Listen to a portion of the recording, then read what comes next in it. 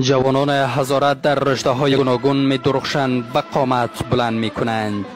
هزارها صلح سخن می زند، برای افتخار آفرینی گام بر می دارد و در میدانهای بین المللی به مبارزه می رود.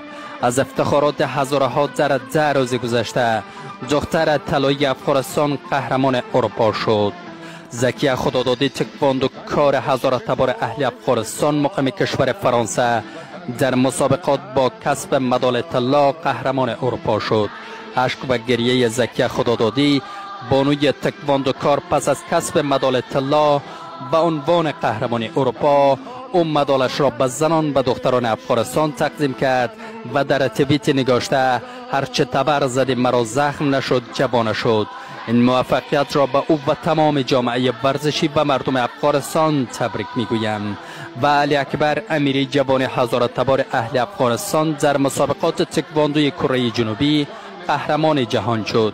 او در رده وزن 87 کیلوگرم به مدال طلا دست یافته است. این تکواندوکار با شکست دادن حریفان خود از کشورهای کانادا، قزاقستان، کره جنوبی و نیجریه به مدال طلای این مسابقات دست یافته است.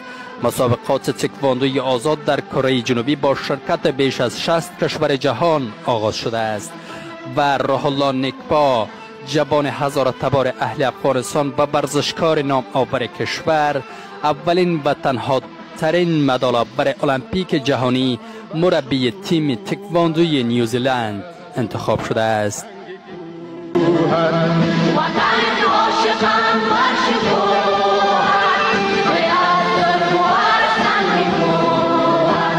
و من هر کجایی که باشم توی جان فضا ای دیارم، و من هر کجایی